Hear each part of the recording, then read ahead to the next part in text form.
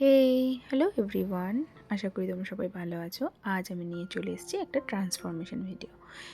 আজ আমি এখানে বেসটা একটু লাইট রাখবো কারণ এটা একটা ট্রান্সফরমেশন ভিডিও। তো প্রথমেই দেখলে আমি স্কিন প্রিপারেশন করে নিলাম এবং এখন আমি লাগিয়ে নিচ্ছি একটা প্রাইমার লাগানোর পর ওর মুখের পিগমেন্টেশনটা একটু বেশি, তাই আমি একটা পিচ ক্যারেক্টার ইউজ করলাম ফার্স্ট ডার্ক স্পটগুলোকে ভালোভাবে ঢাকার জন্য। এরপর আমি আর একটা কনসিলার ইউজ করব যেটা ওর এই পিচ কালারটাকে নিউট্রালাইজ করে দেবে।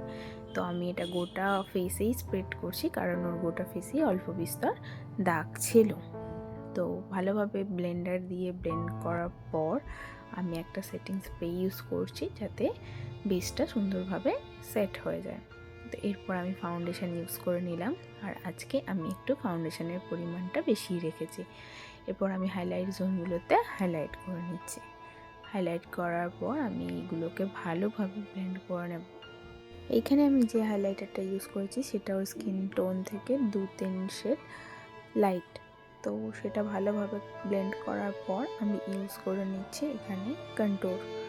এখানে আমিও জ লাইন এবং নাক ভালোভাবে কন্ট্রোল করে নিচ্ছি এবং ফোরহেডও কন্ট্রোল করে নিয়েছিলাম। এখন আমি ইউজ করে নিচ্ছি ব্লাশটা আমি ভালোভাবে সেট করছি এবং ওর মুখের শেপ অনুযায়ী যেখানে যেখানে অ্যাপ্লাই করা দরকার সেখানে ব্লাশ আমি অ্যাপ্লাই করে নিয়েছি। এখন পালা গোটা বেসটা সুন্দরভাবে পাউডার দিয়ে সেট করা। তো এখানে আমি পাউডার ইউজ করে নিয়েছি আর বেকিংও করে নিচ্ছি।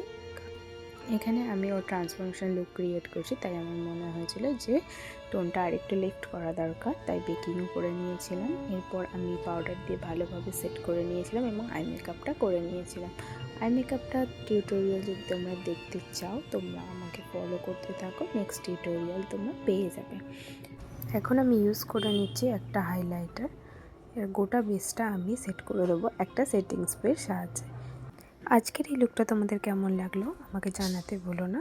আর তোমরা যদি এই ধরনের ভিডিও দেখতে ভালোবাসো তাহলে কিন্তু আমার চ্যানেলটা অবশ্যই সাবস্ক্রাইব করো আর একটা লাইক আর শেয়ার করে দিও। থ্যাংক ইউ এভরিওয়ান এতক্ষণ দেখার জন্য।